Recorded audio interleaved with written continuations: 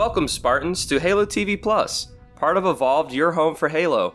I'm your host, Oran, and on Halo TV Plus, my guests and I recap Halo's original TV show, Halo the Series, and we discuss its contents and unique canon within the Silver timeline. Joining me tonight is Matt. Welcome to the show. Ahoy, how we doing?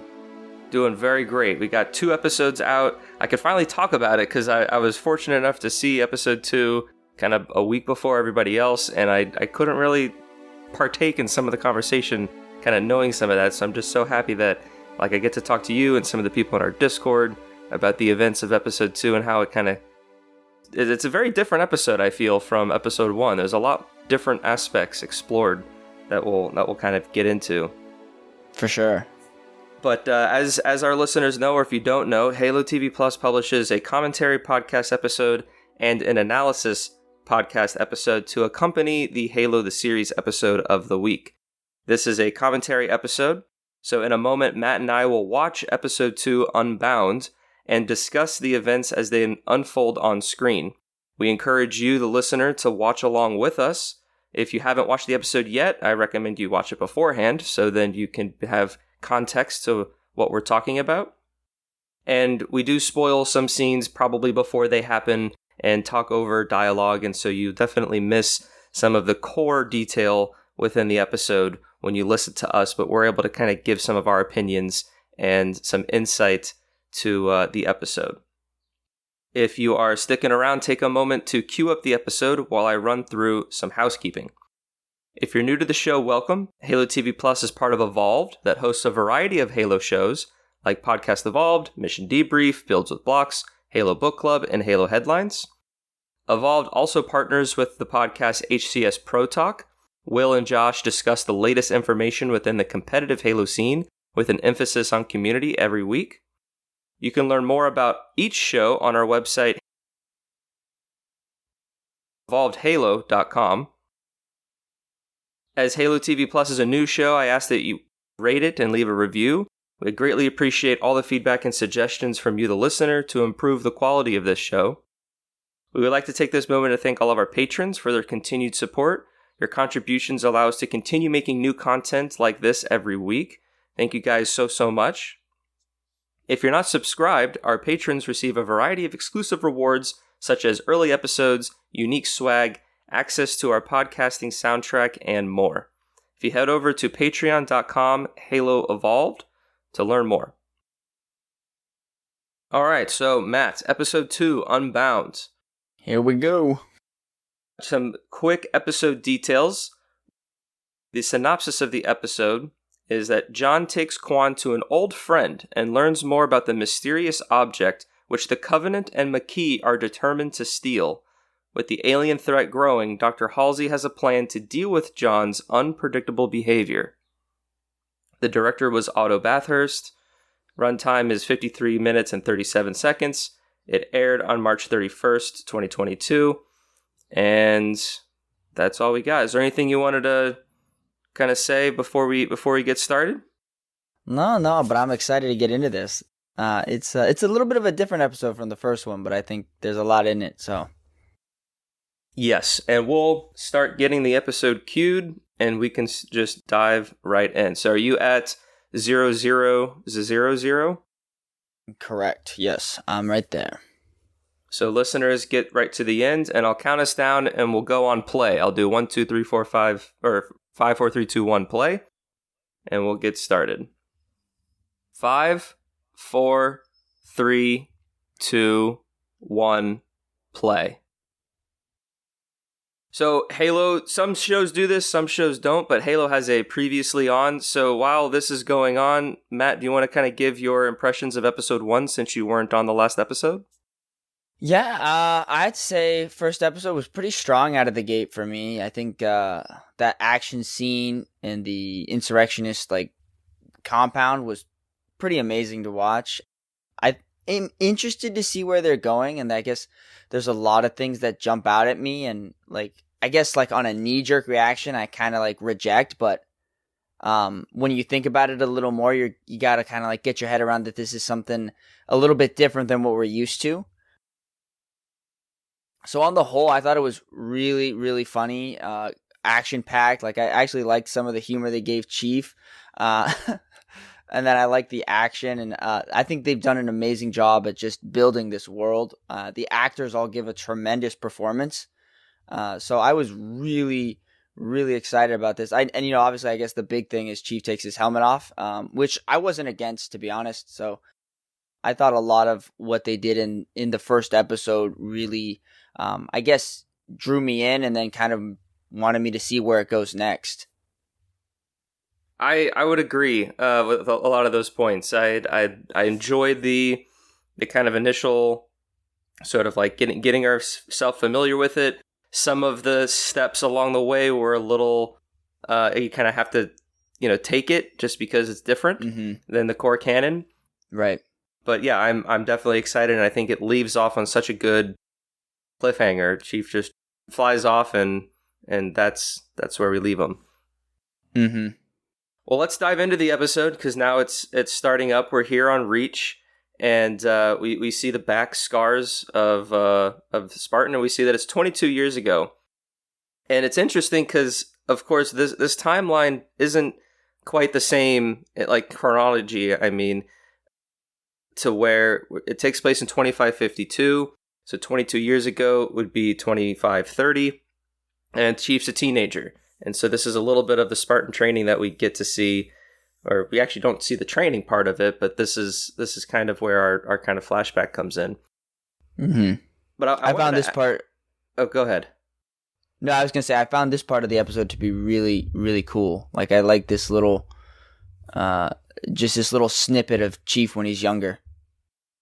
I hope we get to see more of these flashbacks, because I do think that like the training part is very interesting, and it helps kind of shape who Chiefs become, and we kind of understand the training that him and the other Spartans went to, and those are always fun parts to read in the books when they're like little kids like doing these things and capturing the flag and stunning each other with stun rounds and all that.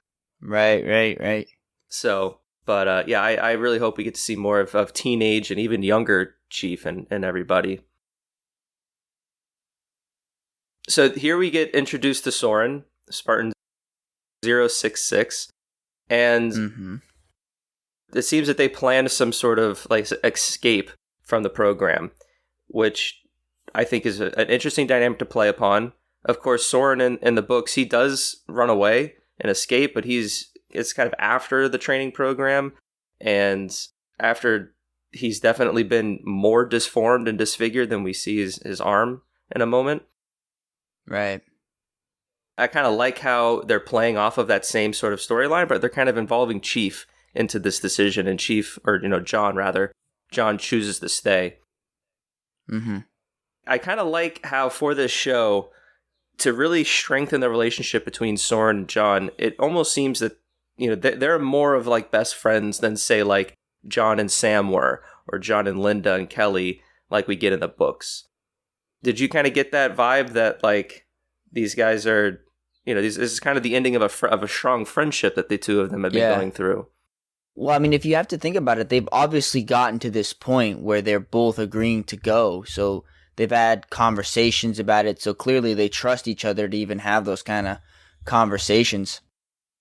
I think they had a great dynamic here. Like, I love this. I don't know if we've already passed it, but it comes up. He goes, I'll do the dreaming for us. I think that really shows that they're best. They were best buds, but like I think now it shows that Chief's making a choice, and I think this, having it, like you said, this Chief included in this also allows you to build off Chief's character, and instead of just having Soren leave. Yeah, and Soren really stays committed and says like, no, I've already made up my mind.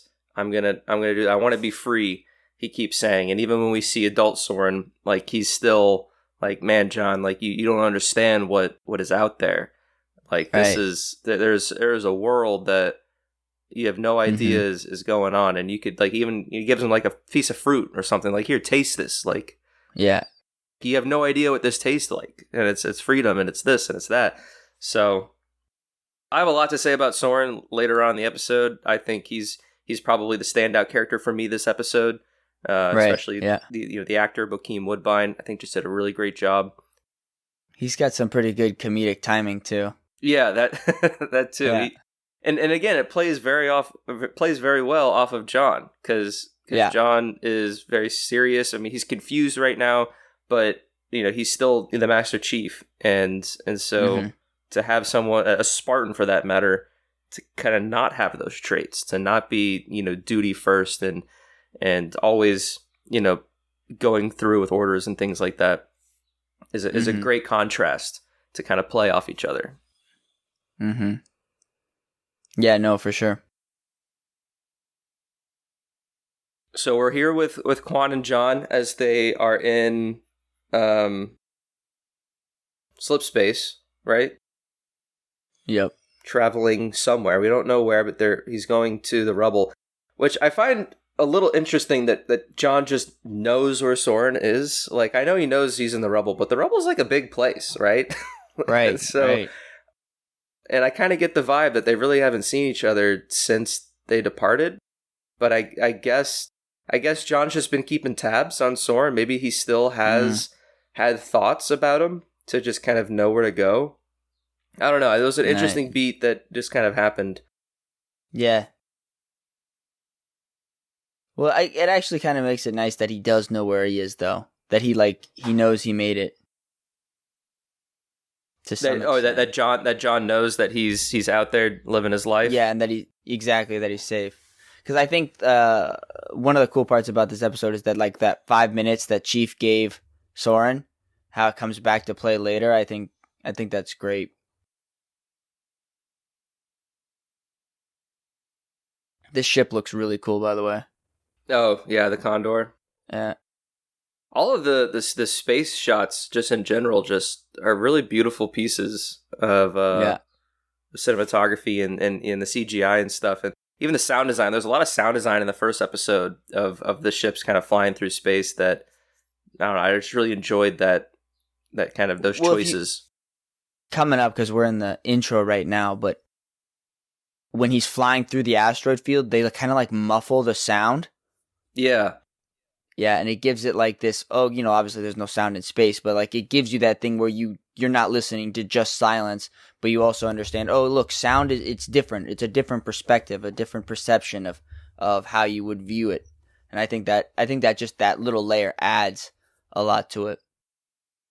Yeah, it does. And it just makes it more interesting. There's all these different space shows and stuff that do their own thing, but I think it's, even there are shows and stuff that kind of play with there's no sound in space sort of thing. Halo, for some reason, just does it slightly different that just pulls me in further. We get our introduction to Lord Hood in this scene. Him and Halsey are talking on this, quite beautiful balcony overlooking the FleetCom. FleetCom looks awesome. It does. They said this in one of the other interviews that they pulled from the New Alexandria mission in Halo Reach and just some of the other architecture that we're actually familiar with. Went into the city, and I think it goes I want to go down there. I want to see what it is on the ground. It's the way they built this environment up. I think was very effective. I think it's kind of interesting that we get this. I feel very much the storyline is going in a hunt the truth kind of direction, where we have Chief kind of going a bit rogue. People are asking questions about what do you do with a super soldier that goes rogue? And yeah, how do you control him? Yep, exactly. It feels very connected to Halo 5. Knowing that Chief does go AWOL. Yes. Which I was never against that storyline. In fact, I thought it was rather cool. I think Halo 5 is a different story, but this is neat because it's this question of what do you do with the Master Chief. I think it's even brought up later is that he's kind of the face of the war effort. So if you reprimand him or if you remove him, it's just gonna not boost morale. Or it has it could have a negative effect and perception on the war effort. Right. Yeah, because him and the Spartans behind him, they're all this symbol of hope. And yeah, I feel the idea of Chief going rogue, since we know that he's such a noble and militaristic character, is always interesting. And like you said, Halo 5 is a different kind of conversation. But I think even right off the bat, they kind of start with that here. And I think it's pretty effective because they establish already in that opening fight scene in the last episode of kind of how they usually operate, and then instantly kind of put the spin in it, like, right. you know, what is this object? What are these memories and stuff like that? And it's obvious that they play in the show compared to the game. Chief is fully more aware of. I mean, he's certainly been indoctrinated into being a Spartan, but in here it seems more like there are steps that are actually put in to keep him like an obedient soldier instead of just relying on loyalty. Like there are actual like procedures and stuff, and I guess later we'll find out like stuff that he takes that dull him or numb him.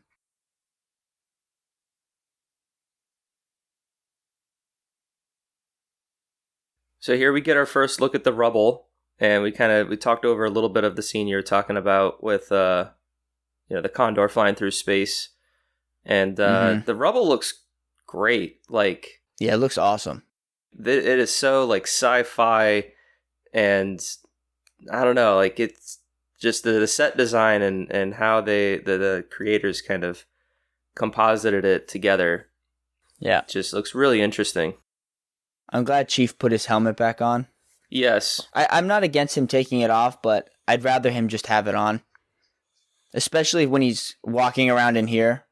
So my probably biggest gripe this episode is the on and off helmet dynamic. Because I agree, like I'm fine with it being off. I'm fine, or we like it when he has it on, but like all these people are pointing guns at him. And like they're intimidated by him. They're all pirates. They're all rebels to some degree. They're not necessarily insurrectionists, but like they're outcasts, right? And obviously, I think one of the other characters said like, get the boss, kind of, to Soren, or referring to him.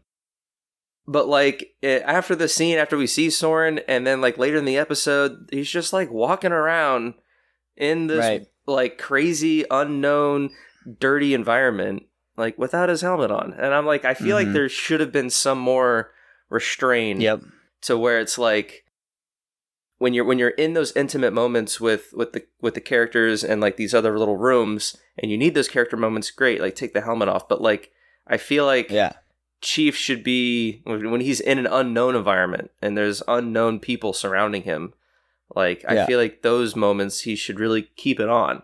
And I feel like you can even play with that to where like Soren can even have a moment where he's like, Chief, like take your helmet off, like come on, like it's fine. Exactly. I want to see your face. Yeah, but then Chief says no, like it's not safe here or something like that. Or I think that kind of helps build his character a little bit more to what it is in the books. Because I mean, like here when he actually does takes it off, like it is a good moment to where like he and talking with Bokeem, like look at you, like, and you see his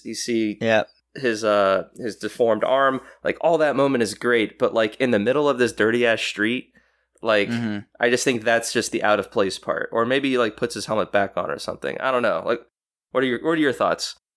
I think the problem I have with it is I agree with all your points, but I think it also, within the context of the show, I think it also minimizes what happened in the previous episode where he actually shows Quan his face.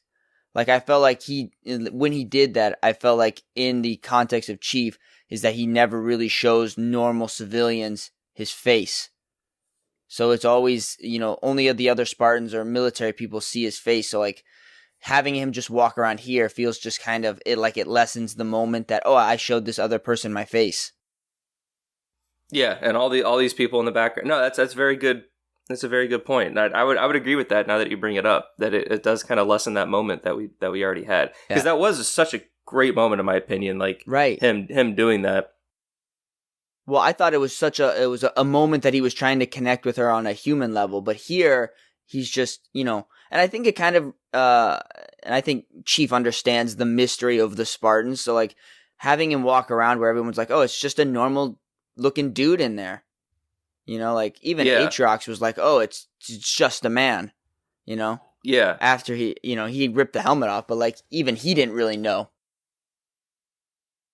No, that's it. That's yes, 100%. Like I feel like once they make it to this gondola ride thing, is would have been the moment to take it off, and then we could have that moment where Soren's like, "Look at you," and they can have just a much more intimate moment in this very secluded private area. Well, and later in the episode, he takes his armor off, so maybe at that point, he should have just had him keep his armor on the entire time until that moment. Maybe, yeah, that could have been I would have been all right with that choice too. Like I said, I'm okay with him taking his helmet off and seeing his face, but like if he's in, it depends on the environment that he's in or the context of why. Like him walking around in a hostile environment where people could shoot him in the face isn't the most like logical step.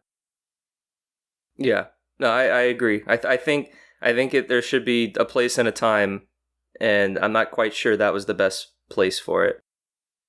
Yeah, I agree. But this place right here is super cool. Yeah, so getting back to what's on screen, yeah, again, just further like developing the world of the rubble.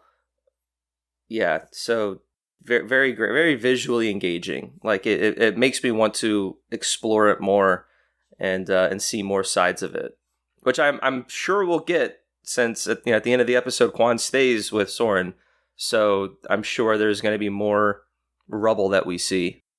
Mm-hmm. I mean, my prediction is the Covenant's going to come a knocking. You think so? Yeah.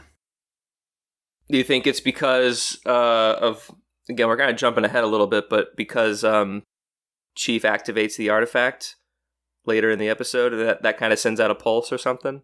I'm going to guess the prophetess lady is able to pick up on when things were activated. And she's already going, I mean, later on in the episode, she's kind of going on a personal vendetta to go look for it. This is an interesting thing that they added in. He had a son. He has a son, he has a wife and a family, and I'm for it.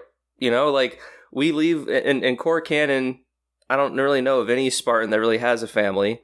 And for Soren's case, they leave him off at the end of like the edge of the forest, and he crash lands, just they kind of touch on, and he just runs away in the forest, and that's the last we see of Soren. So like I think it makes complete sense that like he would go off, he would have his freedom, he would do his own thing, and he would settle down, find a beautiful wife, have a beautiful kid together, and kind of live what is perceived as like a normal life, so to speak.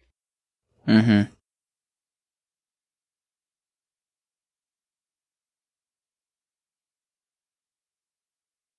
So McKee here, of course, from the first episode, she's a reclaimer. She's able to interact with the artifact, and that's what they're kind of talking about now. A little bit of a divisive character because no character like her exists. Right.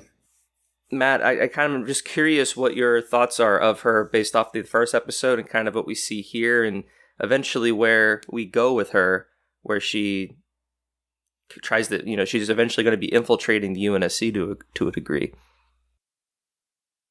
I think like when I said like things that like I reject on like a knee jerk reaction, this is one of them where it just seems so like obviously the Covenant's relationship with humanity. I think I always kind of go back to that part where Johnson's talking to Truth and he goes, you need my help, and he goes, well, that's a secret that's going to die with you. So like the idea that they don't want to ever show anyone that they, like the prophets were selling this lie that they controlled the rings and that they were able to activate it instead of, humans. So having her here, and I guess the way she's talking to the prophets, she kind of talks to them like they're equal. And in some ways they're like superior. So it's just weird to me, the dynamic that they have. And so I guess this is probably my biggest question mark going forward. Because it'll be interesting to see how she moves around when she's in humanity, with humanity. but it still is my biggest kind of about this show. Yeah, I'm a little on the edge as well. I liked kind of what we learned about her in episode 1 and kind of where she's going in episode 2. I'm kind of raising a little bit of a flag. And I think we can kind of get into that in our analysis episode, and we'll kind of come back to it since we're moving on. Because I do really like this scene where we're back at FleetCom. We have all the important people sitting around a table talking about the Master Chief sort of incident and just kind of general insurrection war update as well. And it cuts between all of our favorite characters, Keyes and Halsey, Lord Hood, Parangosky, and some other new faces. I think, I don't know, I really enjoyed this scene because there's a lot of sort of power shifts that happen. Characters are kind of in control, then another character says something, and then now there's a defensive angle. And Halsey right here is very, forward. And I think it's great to kind of have these types of relationships because now, after this, each of the characters, hopefully have their own little interactions with each other that kind of build upon this sort of large facade that everyone's putting on. It's almost like a circus right here, to where everyone's putting on their best performance, and then as we get into the weeds of it, their own personal sort of sides of things should be able to come out. With Halsey, with Cortana, with Keyes probably trying to see a balance between what he believes in and what other things he might believe, and we start seeing Parangosky's sort of resentment towards Halsey. Yeah, I think Parangosky, she's probably my favorite character right now. They nailed her. I think, especially in this moment where Halsey's playing the game, and she used this room to get what she wanted. All these higher ups in this room, and Parangosky's giving her just some mad side eye, like, I will end you for what you're doing right now. And she keeps herself very composed, and it's like she really gets put on the spot. Yeah, you can see her take a moment to, like, one, be upset with Halsey, but two, like, and she knows that Halsey's backed her into a corner.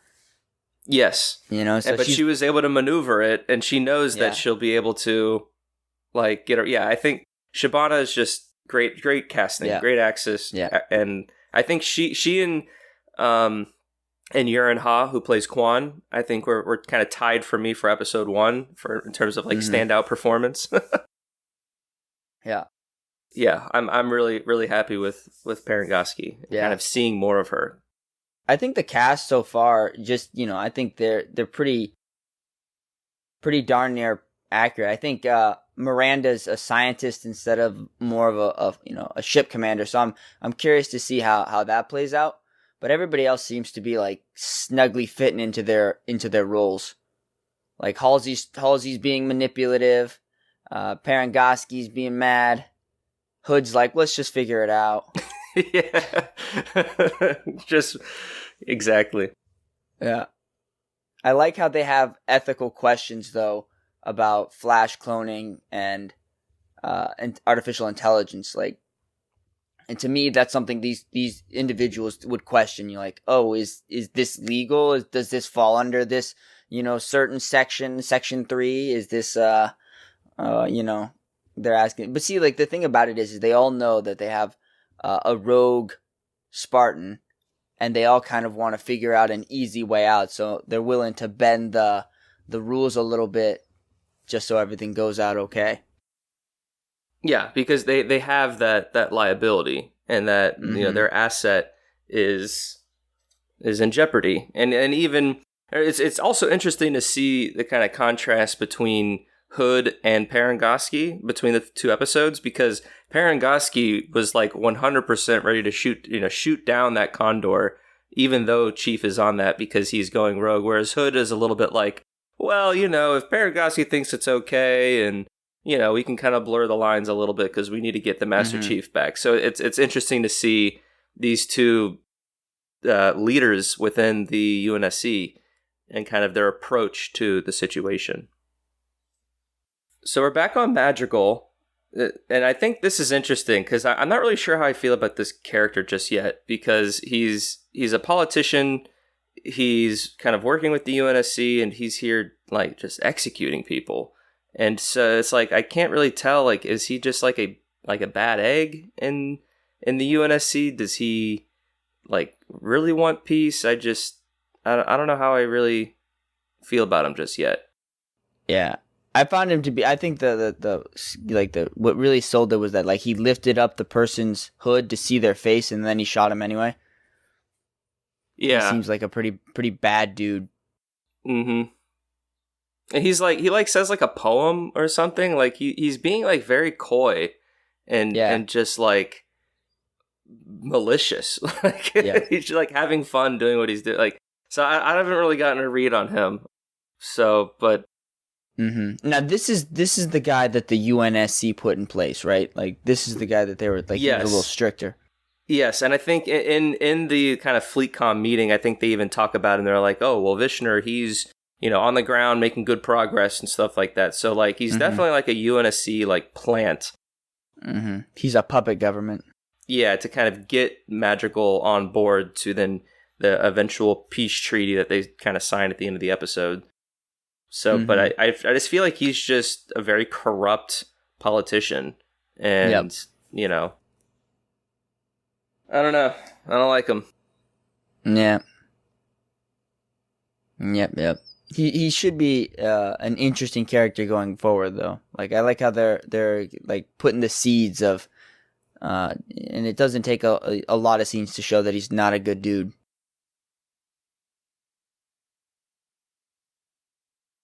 So this is where we go back to the 5 minutes that Chief gave Soren. Yeah, this is a good moment. We learn a little bit more about them. Bokeem's or rather Soren's talking about like, you're this guy, like you're by the book. So like, what's going on, and why are you here? Mm-hmm. Just on a thing, I really do like Chief's Under Armour, or the undersuit. Yeah, the undersuit. Like that looks cool. It looks almost a little more armored than what we got, or what you see in like Spartan Ops or something like that. But it looks great. I dig it. Yeah, I'm a fan of the costume design for that. The first time I watched this episode, I was like, how did he take his entire armor off? Because like you really can't do that. But watching it, 2 or 3 more times for like the show and all that, I don't know. I kind of just accept it. Like I do kind of like this moment. I guess it just goes down to like his vulnerability. He has all the armor to protect him and all this kind of stuff. But then as the helmet comes off and as the armor comes off, he physically kind of gets more and more vulnerable. But I think it also plays with his mental state as well, being very vulnerable and not really sure where he is right now, and trying to learn what's going on. So yeah, that's kind of how I'm looking at it, even if it doesn't quite make sense physically to take off the armor. I don't know, maybe Bokeem has like a pirated like the circle station, I forget what it's called, the like Bokar. That makes sense. That device to take it off. Because I mean, his armor is off too, but Soren only has like a chest plate and some like knee pads and stuff. So he has a modified armor than what Chief and the other Spartans have. You can kind of see that, like, this is a guy though that once he left the UNSC, he has like no replacements. So like scrap arm, like his armor's a little more missing some pieces, and obviously it kind of shows that he's been through some stuff. I thought this was a touching moment with the little stamp. No, I agree. I think it's a cute little moment that I hope kind of not really pays off later on, but just like, I don't know, there's a little bit more of a moment in there later on with either his son or just kind of that idea to where, Kessler's putting his trust into you, and I kind of hope we get a similar payoff later on. Mm-hmm. Yeah, I think it's gonna play a role in it. Maybe he just doesn't wash off the smiley face for the whole season. Yeah. That'd be cool though, like if he just, you know, later on in the show somehow he loses his bits of his armor and he's about ready to go out and then he looks and he sees a little smiley face. Gives him strength, hope. Yeah, gives himself hope. Yeah. That's pretty interesting. Exactly. Also, I think it might come back to play because if my theory that the Covenant are going to come knocking, fortunes may not be great for Soren. Yeah. I mean, there could be the classic, Covenant came and killed my family angle and makes him all angry and now he joins the fight somehow. Well, that's true. That's true. I wonder if Soren's son has any of like the augmentation or benefits of being a Spartan. Yeah, that is I wonder if interesting. that's passed down. This part right here where Parangosvy's like, yeah, I've had enough of the manipulation from you and your mom.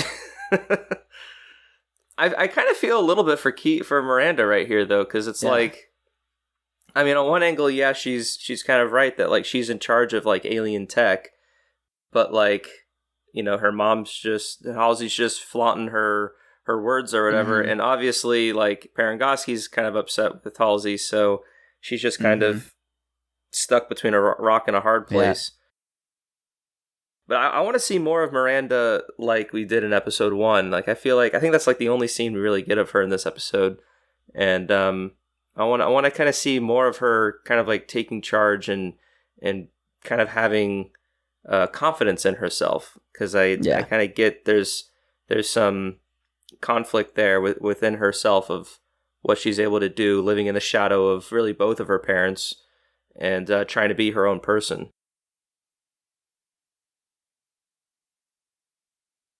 So this is a new thing they're playing with though, right? Like only some like in Halo's past, any human could touch a Forerunner artifact and it would open. And this one, it sounds like only a chosen few blessed ones can do it, which is, I kind of find that intriguing. Yeah, I agree. I like how you have to be a blessed one, or only a certain individual can interact with Forerunner objects instead of everybody.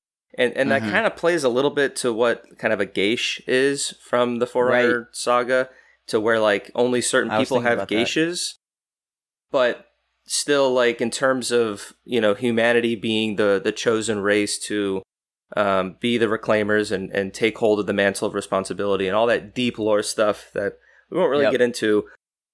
But I do like, for the purposes of the story, it's like, well, yes, only very select individuals can interact with these objects. And I think it creates a great kind of dynamic and need for them.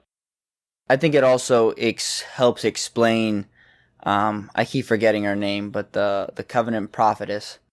Makee. I think it explains Makee more, that the Covenant would keep someone who is a blessed one, right? So like, if it's rare that, you get like one out of maybe every who knows how many humans can actually activate it, it makes sense that they would keep one that actually can, because they wouldn't want to throw away, because they don't have an inexhaustible resource of humans that can actually do this. So I thought that was a cool little thing. Yeah, no, I that's kind of how I justify it as well, where it's like she is the blessed one, therefore like most other humans are just cannon fodder. They're not real humans. They're not real people. But like Makee, you are one of us. You can interact with these objects that we hold sacred. Whereas the rest of humanity, they don't share our beliefs, and so you are worthy enough to be spared, and we're going to take you in and give you a life. But like the rest of your race, and she's indoctrinated herself, so she that kind of, I think, gives her a little bit of a reason to not really, I don't know, respond. In the first episode, the Alikos, the other human could do what you did and activate it, and we saw the ring, and so they were surprised by that. But I think this helps explain. Oh, hey, it's because only a certain number, and it's very rare to find humans. And they show you that throughout the episode. Like, Soren touches it. This gentleman here touches it. Reth.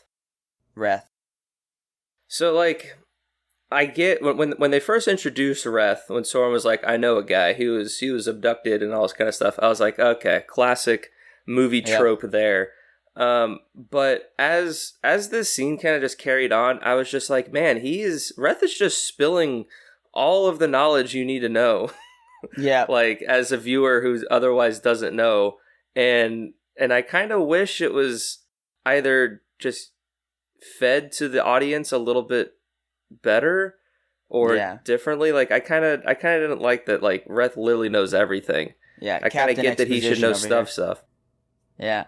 Well, I also don't like it goes back to that thing where, like, Keyes doesn't speak Sangheili and he's like, oh, it's called Halo, it's a weapon.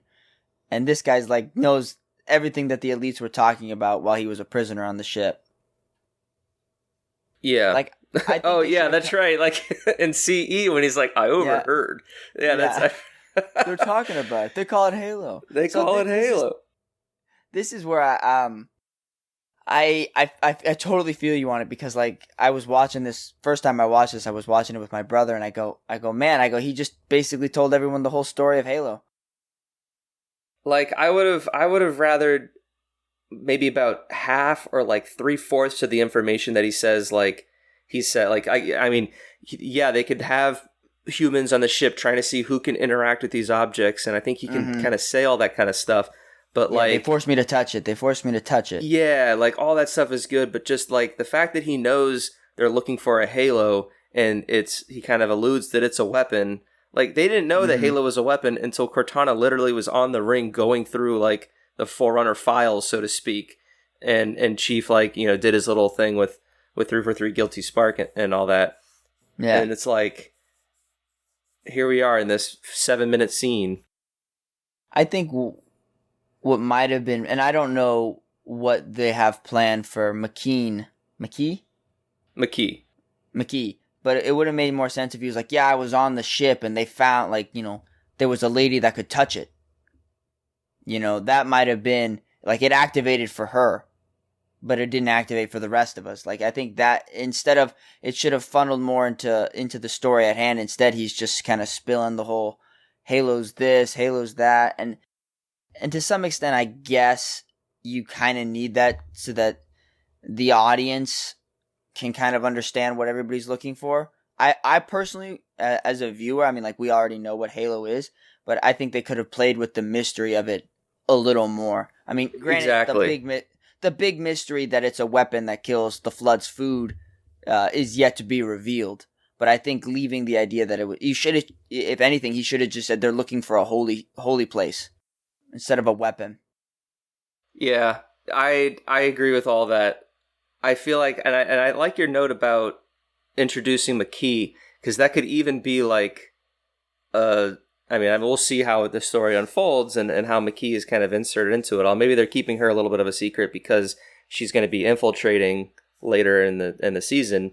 But just kind of mentioning that, like, they have a blessed one, and it's like, what, they have humans on their ship, like, WTF. Yep. And then, yeah, keeping, Halo being a mystery is just something that is just throughout the Halo canon. Like, every ring is different. We just got a game all about a Halo ring and how it's mysterious and different when we've had Halo for 20 years. Yeah. I totally agree with you. I would have preferred that we found out everything about Halo from, like, either when you're on Halo or you got it from, like, the prophets. Like, if the prophets were talking, if they had, like, a scene where the prophets are talking amongst themselves and they let the audience, see it so that the audience knows what Halo is, but still keep Chief in the dark, that would have been fine too. Like, if the prophets are like, well, it's really a weapon, but here we are tricking everybody to think it's divine transcendence, that would have been better than this right here where he's like, so it's a weapon. Yeah. Yeah. Well, I think the Covenant, they believe it's still sort of divine transcendence. I don't think they truly know that it's a weapon of mass destruction, right? No, The but I'm prophets? saying, yeah, I guess so. But I'm saying, like, if they wanted to let the audience in on it, they could have done it where it was more of a conversation from the prophets instead of this guy spilling the beans about everything. Yeah, I guess that could be interesting as well, because if you play it from that angle, then like the chief could still be on the thing of like, oh, well, I'm going to go try to activate this for whatever reason. But the audience is like, well, no, well, if you activate it, you'll destroy the galaxy. So like Right. you get that tension and that sort of emotional connection between the audience and what's happening on screen. Yeah. Well, even Halsey kind of knew that Halo, her latchkey discovery, could shift the war. So even she knew it was something more than just a floating ring. Yeah. But nobody else did. I like it when in shows where like some characters are kept in the dark and one person, like I think it letting the hero know too much then kind of forces you to go in a specific story, right? Yeah. But I think the main thing is that they're all gonna realize Halo's a super weapon, and I think that's why later I think we get the trailer where they're like, control the Halo, control the universe, or something like that. I think it's find the weapon, win the war. Yeah, find the weapon, win the war. Which is interesting because it's like, well, so I guess maybe they're trying to play the angle where like they could use it as a weapon against the Covenant. Right. Is maybe the angle that they're thinking about, which, I mean, could very well be, the thing. Yeah. So I think if they play it from that angle, that it is like they're going in knowing it's a weapon, but they don't know it's a weapon that kills them too, is also a good. And I think maybe they're saving that reveal for it. I just think the scene where he's spilling the beans about everything was just, it could have been done differently in a way that I think may have worked a little better. Yeah, I agree. Yeah. I think it should have been tweaked a little bit, rewritten a little bit. Yeah. Or they could have just had it so that when Chief makes contact with it, he learns a little more about the ring. Because it's weird that it's revealing to him his past. A Forerunner artifact. I guess it kind of goes more into that idea of like the Geish. That's what I would explain it as, but I mean, who knows how the show will explain it, because that's kind of how the core canon explanation would be. But, we kind of have to just wait and see how they handle it. So he's like, yeah, I'm leaving the kid with you. I think Chief, like, knowing that it's a weapon, he's like, I gotta get back because now I have a mission to do. His duty kicked him. I think this is like, well, if there's a weapon that the Covenant are after and it endangers like humanity, then he's holding his duty above his own sort of personal discovery, because he's like, I've been so confused, but at this point, like it doesn't matter because I need to go and I have to save humanity. I have to tell Halsey. I need to tell Halsey what's going on, and I need to, Mm-hmm. So. But so Quan stays with Bokeem, so we'll see what kind of shenanigans they get in with, and Chief's off on another adventure. He turns his beacon back on. Boop. And I also wanted to say, when he's like stormed out of Reth's cell and started walking back, and we get that whole dialogue scene, that's another scene where I was like, Chief should have put his helmet back on. Like, he should have just completely locked himself back down. Been like, no more emotional Chief. Now we need duty Chief. Yep. Right. So. Right. Because he was on a mission. Yeah. Like, but I mean, all that said, like that one scene and then a gripe about a helmet are really the only bad things about this episode to me, or that I guess irked me. We still got a little bit more to get through, but like as a whole, I enjoyed a lot of what we saw in the Rubble and kind of the progression of the story and a little bit more of the characters. So yeah, it's still, I'm still very much enjoying the show despite my nitpicks and no, for sure. I think man yelling I'm at clouds. I'm curious where it's going. Like, I certainly have nitpicks, but like, I acknowledge that they're nitpicks. Like, I am happy to see that Chief's back with the UNSC. Like, I'm glad like the whole show wasn't him on the run. Yeah, yes, I agree with that. Like, I'm glad he's back here, and obviously he probably like I think later we see him where he's like in a like a little containment cell, but eventually they're gonna let him out, and he's gonna start doing stuff for the UNSC again, especially when Halsey starts cracking what this. I really wanted to see if Halsey could touch it though, but they didn't show you that. Like, I wanted to see if she was a blessed one. That would be interesting if they made her one, but I feel like you just don't though, for the sake of the story. I feel like you just keep it Chief. I thought probably what they might do is that Miranda can activate it, and then her and Halsey have to work together on it. Yeah, that would be interesting. But I would prefer that it was just Chief. If they were going to go that a blessed one, I don't think they should have many more blessed ones around. But I'm like, touch it. Yeah. Halsey does, like, I feel like, again, to kind of go to the acting, like Natasha here, like this scene, I feel like embodies Halsey's character to a T. Like, she is just so mesmerized about this artifact and cannot wait to unlock its secrets. And she's just, nothing else in the world like matters to her really in that Christmas moment. morning. Yeah, exactly. Yeah. So.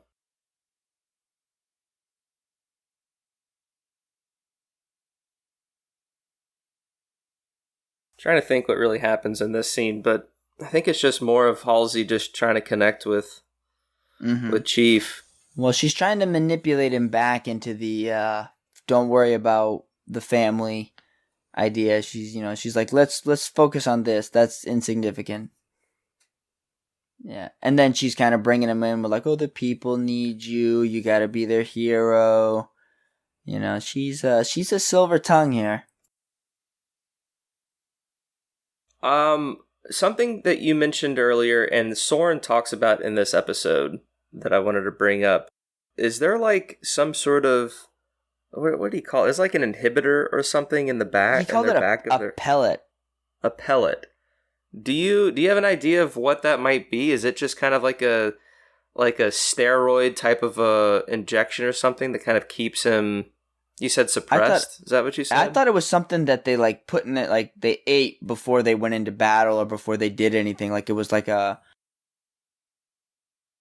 something that they took to. And Chief says to give him more focus, and he goes, "Oh no, it makes you numb." So I think it's like a drug or something. And I think you have to, because Soren is obviously, even at the time of when he was leaving, he wasn't fully indoctrinated. Like Chief had already made his choice, and I guess in some level there is that level of choice. But here Soren's like, oh, I can taste food now. I'm free, and that's what he's always talking about. He's free, and so here I think they take something that keeps them from being free. Okay. That's what I got from it. Yeah, it kind of just has them focus on what's at hand and not really. It's kind of like a weird sensory thing where it kind of like numbs some things, so then you can't get the auxiliary surrounding sort of inputs, but then you're able to hyper focus on what you're supposed to be doing. I'm curious if Soren has his memories, because are those memories completely gone, or is it just the artifact that's bringing them back for Chief, or is it the pellet or the drug that they're taking? Yeah, that's an interesting question. Yeah, which is, I'm happy to look into it more. Like I think it could actually bring a lot of, especially because like Chief might have his memories, but all the other Spartans never will. Yeah. Just to kind of go over some of the things that was on screen. Of course, we got Vishnu, who said that they have some sort of peace treaty between the UNSC and Madrigal, and he's kind of like the governor of sorts right now. So that happened, and Quan kind of saw it on a video feed. And then we got McKee kind of disrobing, which I was not expecting at all when I was watching this. Yeah. And I think it's interesting because it's like, this is obviously not the first time she's taken off these garments. Like, she knows what she looks like, but she's looking at herself as if she's truly seeing herself as a human. Oh, that's a good way to look at it. You know, but it's strange. It's like, I wonder what has really changed. Maybe what's hitting her is that, like, there's someone else out there that is like me, that isn't just like a human that it needs to be, eradicated. There's another reclaimer. Maybe she's having her own sort of existentialism in that moment. There's also like a giant scar or like birthmark or some kind of thing on her shoulder, which I was wondering if that was like the heretic symbol that she was like branded. I couldn't notice if it was a type of marking or something, but I guess it could be a brand of sorts. Looked like a burn. Yeah. Yeah. Maybe. So I was wondering if maybe that was something. I'm sure it will come up. Because I know like there's that theory, I think you mentioned it earlier, about that elite becoming the arbiter. Yeah, that's a theory floating around on the internet. I don't know how I feel about it, but yeah. Well, I've also heard that they're gonna make McKee have the arbiter storyline, which is why I was curious about that burn mark. Meaning like if it's the heretic symbol. Yeah, the mark of shame. Yeah, I don't know. I'd have to pause it and really look at it. I didn't take that close a detail to it. Yeah, well, you never really get to see it a whole lot, and even in the game. Yeah, it's all like burned, and then he put his armor. Because the armor kind of covers it. Yeah. Yeah. Well, the clothes that McKee wears, it's kind of got an arbiter-esque look to it. Like, obviously it's cloth, but like just the way it looks, like texture-wise, especially under Thel's armor, that like bluish purple kind of under armor, just kind of like harkens to it, which is interesting. Yeah, I do like it. I do like her sort of like her gown that she had. I think it's a very unique costume design. All right. Well, the last thing I'll say is the credits kind of finish up. Is the last shot we get is of Halsey's flash clone of herself that I think just alludes to Cortana and the fact that, to kind of clarify, some people are saying on the internet who may not be as familiar with the Halo story is that like Cortana isn't a human, like that person does not become Cortana, but that's a clone of Halsey, to where she'll harvest the clone's brain and then turn the brain into a sentient AI. Right. So that's kind of the process, and I have a very strong feeling that we will get Cortana in hologram form sometime in the third episode. I think we're going to see the birth of Cortana with since the Flash clone opened her eyes at the end there. Mm-hmm. No, I think you hit the nail on the head. I think that's exactly what's happening. And it's kind of a little more into a little more visceral into like how it's made, right? Because like we know Cortana was made from Halsey's, we know that, but like actually visualizing that like Halsey ripped a brain out of a clone of herself, pretty hardcore. Yeah, to kind of see the process. I don't think we've really seen it described aside from, the general knowledge of like smart AIs are taken from human brains, but you tend to wait for a great smart person to die, and then you just take that person's brain and digitize it. Well, like even in Halo 4, right? Cortana goes, "I'm the first AI to be made from like human tissue." Is that what she says?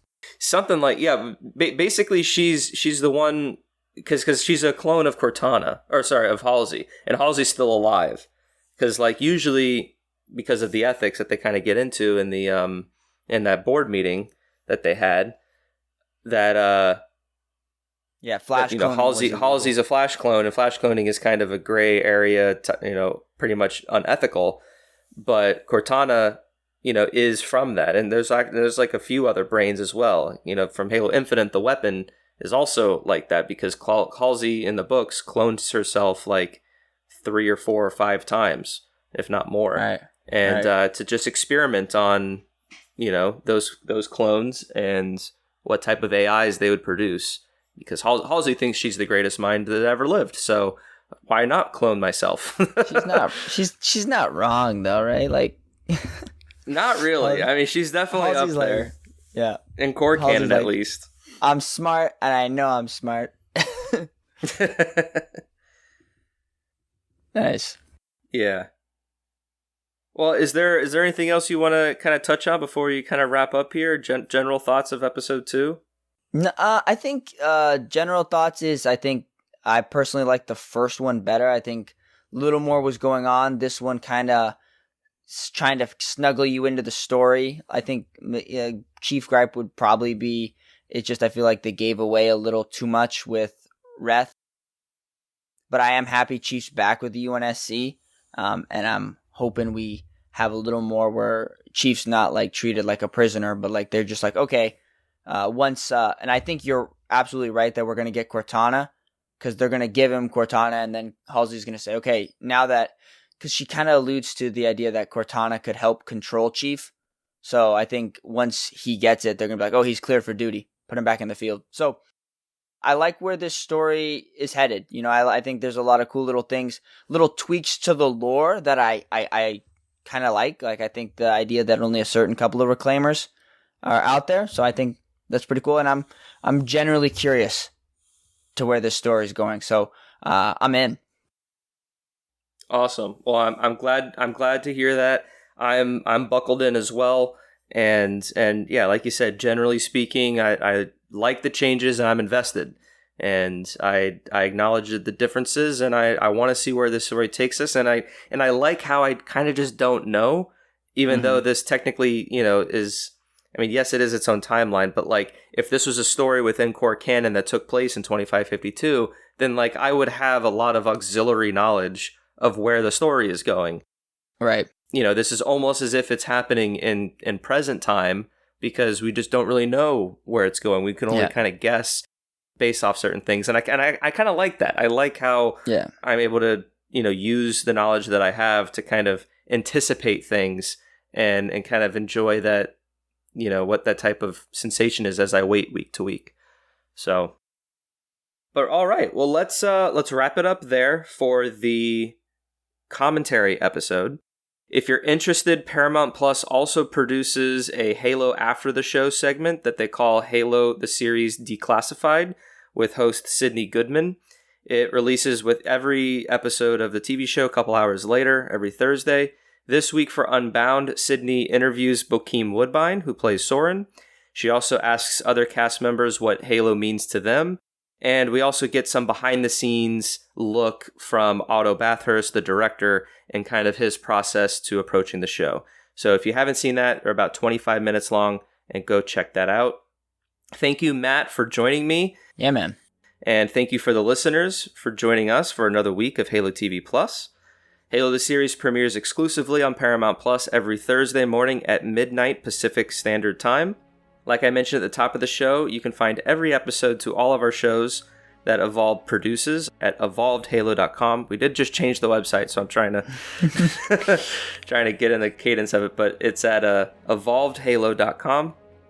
It also features links to our Discord server, Patreon page, Xbox Live clubs, and other contact information if you want to reach out to us. Another special shout out to all of our patrons for their continued support and making everything that Evolved produces possible. You could head over to patreon.com/evolvedhalo to learn more. And finally, you can leave us an email or voicemail about this week's episode or about anything we discussed on the commentary episode. You can give us a call at 205-386-5833, which is 205-EVOLVED, or you can email us at podcastevolved@gmail.com. And with that, everybody, I've been your host, Oran, and until next time, evolve!